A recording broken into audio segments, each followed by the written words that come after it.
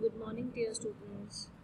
How are you all? I hope you all are doing well and you all are studying as per the videos sent by us, and you are also making the notes of it. And today we are going to start a new topic, the methods of conducting survey. There are two methods of conducting survey. One is census method, the other one is sampling method. Census method is when we collect the data from each and every element of the population. Here population means what? Population, we are not talking about here country's population. Population means the area of study.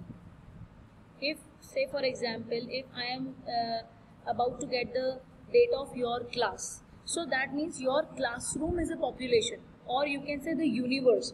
So universe here means, it doesn't mean we are having 8 planets and something. Here universe or population means the area of study. Either it is only one class or one school, whichever, one city, one colony. So it is the area we study.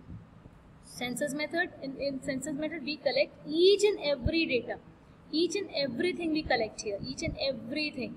And on sample method, we do not take into consideration each and every item of the population or the area we study, or you can say universe. Here we only take some representatives of the population, and from those data are collected for the further analysis. So here is the sampling method. I can give you the example. Census method क्या होता है, जब हम लोग population collect करते हैं अपनी country की, जब हम पॉपुलेशन कलेक्ट करते हैं तो हम लोग क्या करते हैं, आप लोगों ने देखा होगा, आपके घर भी कोई आता होगा, आपका एक रजिस्टर लेके जिसमें आपसे पूछा जाता होगा how many family members are there, कोई बेबी बॉर्न हुआ, किसी की डेथ हुई, so that they can write each and everything, each and every member has been counted while calculating population. But although वो भी इतना ज़्यादा एग्जैक्ट नहीं हो पाता, रीजन बीइंग जब तक पूरे उसकी पॉपुलेशन कैलकुलेट होती है तब तक हो सकता है किसी की डेथ हो जाए, हो सकता है कोई और न्यू बॉर्न बेबी आ जाए. So it depends. बट हाँ, पॉपुलेशन को हम सेंसस ही बोलते हैं क्योंकि हम लोग ईच एंड एवरी एलिमेंट को कंसीडर करने की कोशिश करते हैं. When we talk about sampling method, अब यहाँ पे एग्जाम्पल बहुत अच्छा मैं आपके स्कूल का आपको बता सकती हूँ. Now if there are inter house competition, आपको याद होगा जब इंटर हाउस कॉम्पिटिशन होता है तो क्या होता है, क्या सारे बच्चे हाउस के पार्टिसिपेट करते हैं? No, we only take 2 to 3 participants, right. तो ये क्या है, और उसके बाद फर्स्ट कौन आता है? पूरा हाउस फर्स्ट आता है. वो बच्चे तो फर्स्ट सेकंड थर्ड नहीं अकाउंट होते. ये कहते हैं जी ग्रीन हाउस फर्स्ट आया, रेड हाउस फर्स्ट आया, येलो हाउस फर्स्ट आया, है ना, या ब्लू हाउस फर्स्ट आया. हाउस के बारे में बोलते हैं. That means those 2 to 3 students were representing the whole house, पूरे हाउस को रिप्रेजेंट कर रहे थे वो 2-3 बच्चे. सो ये है सैम्पलिंग मेथड. हमने पूरी पॉपुलेशन के अंदर से, अब ये सपोज ये सेंसस है, इसको समझना, ये सेंसस है जिसमें बहुत सारे लोग हैं, बहुत सारे लोग, और जब इन्हीं में से हमने सिर्फ इनको ले लिया बाहर, 1 2 3 4 5 6, ये सैंपल हो गया. ठीक, this is census when we collect each and every item, और सैंपल में क्या है, उसी में से कुछ रिप्रेजेंटेटिव ले लेना, दिस इज सैंपल. तो इनमें इसके मेरिट्स भी होते हैं और डीमेरिट्स भी होते हैं. Let's study the merits and demerits of it. Merits पे आ जाओ. देखो, when we do the census method, तो it is very good method to collect the, we can do the intense study of the population, and we can get the high degree of accuracy because each and every element of the universe is being counted here, is being collected here. ठीक है. And then one more thing, if the data is not homogeneous, अगर एक जैसा data नहीं भी है, then also we can get the data collected and we can do the analysis of it in the census method. क्योंकि homogeneous अगर नहीं भी है तब भी हमने हर एक चीज़ को, हर एक एलिमेंट को हम लोगों ने देखना है. जब ईच एंड एवरी एलिमेंट को हम लोग देखेंगे तो यहाँ हमारी बेनिफिट ये होगा कि हम अगर हेट्रोजीनियस पॉपुलेशन भी है तो भी हम लोग जो है डेटा कलेक्ट कर सकते हैं. Now come to the demerits. अब किसी के अच्छाई है तो किसी की बुराई भी है. सेंसस मेथड के अगर कुछ फायदे हैं तो कुछ नुकसान भी हैं. नुकसान क्या है, जब ईच एंड एवरी एलिमेंट को आप चेक करने जाओगे तो आपका खर्चा भी ज़्यादा होगा, आपका समय भी ज़्यादा लगेगा. That means you need more time and more man power. लोग भी आपको ज़्यादा चाहिए होंगे डेटा कलेक्ट करने के लिए. एंड अगर वो इनफाइनाइट पॉपुलेशन है, इनफाइनाइट मतलब बहुत ज़्यादा पॉपुलेशन, लार्ज एरिया कवर करना है, तो सेंसस मेथड आप अप्लाई नहीं कर सकते. तो सेंसस मेथड अप्लाई होगा जब कुछ लिमिटेड पॉपुलेशन है. तो यहाँ पर इसके ये डीमेरिट्स हो जाते हैं. Now come to the sample method. Sample method में क्या है, इसके मेरिट्स देखते हैं कि हमारी एक कॉस्ट को कम करता है, हमें बहुत ज़्यादा ईच एंड एवरी एलिमेंट को कवर करने की नीड नहीं है, तो हमारा खर्चा भी ज़्यादा नहीं होगा और हमारा टाइम भी ज़्यादा नहीं लगेगा। तो यहाँ पे क्या है, greater speed and administrative convenience. Administrative convenience का मतलब क्या, जिसको डेटा कलेक्ट करवाना है, सपोज मेरे को कोई डेटा कलेक्ट कराना है ना, अब या इसको तुम ले लो, अगर जैसे हमारे यहाँ कोई भी कंपटीशन होता है या पूनम मैम हमारी कंपटीशन निकालती हैं, तो वो कहते हैं हर हाउस से 2-2 बच्चे मुझे दे दो, तो ये उनके लिए भी कन्वीनियंट हो जाता है कि 2-2 सैंपल आ जाएंगे, तो उनके बीच में कंपटीशन करा के हम काम कर लेंगे। वहीं अगर हम सैंपल मेथड यूज ना करें तो सोचो पूरे स्कूल के सारे बच्चे अलग अलग हाउस के कंपटीशन करेंगे, तो पूनम मैम के लिए भी कितना ज़्यादा मुश्किल होगा उस कंपटीशन को कराने के लिए। तो ये एडमिनिस्ट्रेटिव के लिए भी कन्वीनियंट रहता है। Plus exceptional applicability. Exceptional applicability का मतलब क्या, ये हर जगह अप्लाई नहीं हो पाता, ये कुछ कुछ जगह पे अप्लाई हो पाता है। अब एक एग्जांपल मैं आपको देती हूँ, सैक ऑफ अ राइस। अगर आप जाते हैं सैक ऑफ अ राइस लेने, एक चावल का कट्टा लेने जाते हैं, तो आप क्या करेंगे, आप एक एक चावल देख के बताएंगे कि कैसा है? नहीं, आप क्या करोगे, आप सिर्फ एक मुट्ठी भर उठा के देख लोगे, चावलों को देखोगे और उसके बाद बताओगे हाँ भाई ये वाले अच्छे हैं, ये वाले बुरे हैं, ये वाले हमको दे दो। तो यहाँ आप एक एक चावल को तो नहीं देखोगे ना, तो यहाँ सैम्पलिंग होगी, ठीक है। When we talk about the fruits, आप क्या करते हो, एक एक फ्रूट को अपने हाथ से उठा के आप पॉली बैग के अंदर रखते हो, है ना, तो उसमें क्या है, वहाँ सेंसस मेथड चल जाता है। तो इट डिपेंड्स कि कहाँ कहाँ पे एप्लीकेबल होगा सैम्पलिंग, कहाँ कहाँ पे एप्लीकेबल नहीं होगा। इसके भी बहुत सारे डीमेरिट्स हैं हमारे। डीमेरिट्स हमारे यहाँ पे क्या है, सबसे पहला difficulty to achieve 100% accuracy. Obviously अब देखो, अब इसी का एक एग्जाम्पल हम लोग ले लेते हैं। मैंने तुमको बोला था inter house competition. Inter house competition में 2 से 3 बच्चों ने पार्ट लिया। वो बच्चे वो होंगे जो जिन्हें इंटरेस्ट होगा पार्ट लेने का, लेकिन हो सकता है वो बहुत ज़्यादा पढ़ाई में इंटेलिजेंट ना हो, ठीक है।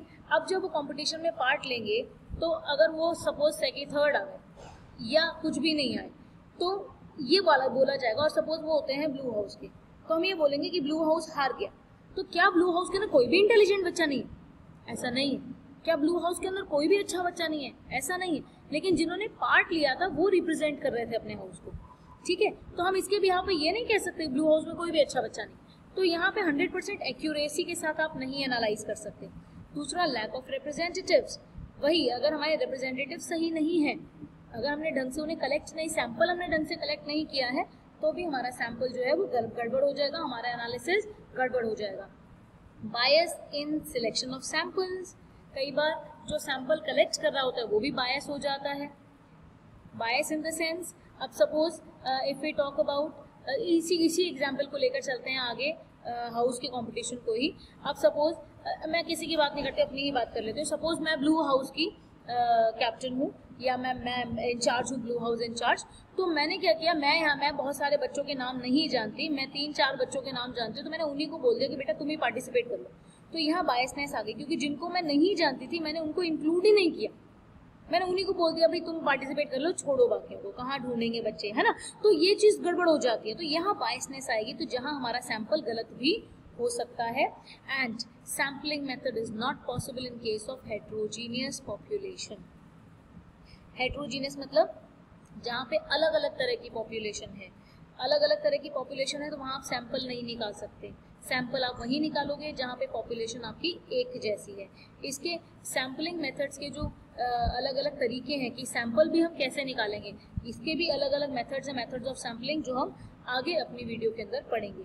यहाँ तक I hope it is very much clear to you now what is census method and what is sample method. Sampling और सेंसस मेथड और इनके मेरिट्स और demerits, I hope now it is very much clear to you. Now we'll study some of the requisites of a good sample. एक अच्छा sample कैसा होना चाहिए? एक अच्छे सैंपल के अंदर ये 5 खूबियाँ होनी चाहिए। Number 1, it should be the representative. जो भी सिलेक्टेड सैंपल हम लोग ले रहे हैं, it should represent the characteristics of the population.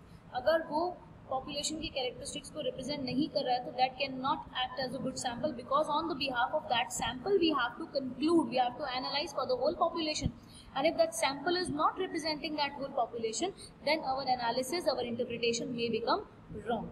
Another thing that should be in a good sample, that is required for a good sample, is adequacy. Adequacy means what? Adequacy in size. जो हम sample ले रहे हैं, to ensure that all the characteristics of the population are represented by the sample, its size must be adequate. कम चीज़ें ले ली और हमने पूरे सैंपल के बारे में बता दिया. सैंपल में हमारी 100 चीज़ें थी, हमने 2 चीज़ें लेके बता दिया, तो ये सही नहीं है. अगर हमारे पास सैंपल में 100 चीज़ें हैं तो हमने 10 चीज़ें ले लें फिर भी बेटर है. तो हमारा साइज उस हिसाब से ठीक होना चाहिए कि वो पूरे सैंपल को रिप्रेजेंट कर सके. Third thing, the sample we collect should be same होना चाहिए. सेम मीन्स होमोजिनिटी होनी चाहिए, आइडेंटिकल होना चाहिए, एक जैसा होना चाहिए. व्हेन वी टॉक अबाउट कि अगर मुझे क्लास 11 की हाइट चाहिए तो मैंने 4-5 बच्चों को बुला लिया, उनकी हाइट नाप ली, उनके हाइट के हिसाब से ही मैंने जो है एग्रीगेट बना दिया. बट क्लास 11 एक एज ग्रुप तय कर लिया. सपोज मैं एज ग्रुप की बात करूं तो मुझे 10 से 15 साल के बच्चे चाहिए, 10 से 15 साल के बच्चे, ठीक है. अगर मैंने ले लिया उसके बाद 9 साल के बच्चे का तो गलत हो जाएगा. 20 साल के बच्चे को कंपेयर करूंगी, गलत हो जाएगा. मतलब होमोजिनिटी होनी चाहिए. जो भी सैंपल मैंने कलेक्ट किया वो सारे बच्चे, अगर मैंने सपोज 20 बच्चे कलेक्ट किए हैं, वो सारे बच्चे 10 से 15 साल के बीच में होने चाहिए. ये होमोजिनिटी हो गई. सब में एक खास एक आइडेंटिकल चीज हो गई कि सारे बच्चे जो हैं 10 से 15 साल के बीच में. ये एक एग्जाम्पल था. तो होमोजिनिटी रहेगी तो हमारा सैंपल बेटर काम करेगा. We can analyze easily and interpret the correct conclusion. Independence of selected sampling unit. जो हमने सैंपल लिया वो आपस में एक दूसरे पे डिपेंडेंट नहीं होने चाहिए. That means when we select the various items of the population, it should be done independently of each other. हमें एक का देख के दूसरे को नहीं लेना चाहिए. हाँ चल ये सहेली है, इसकी सहेली को ले लो. हमें उसको अलग अलग देखना चाहिए. भाई ये 10 साल की है और ये 20 साल की है तो हमें इसे नहीं लेना. ये 10 साल की है और ये अभी 9 साल की है तो हमें इसे नहीं लेना. हमें इंडिपेंडेंटली लेना है. हमें आपस में कोई भी उनका कनेक्शन बिठा के, उनका कोई डिपेंडेंस बिठा के उनका सिलेक्शन नहीं करना.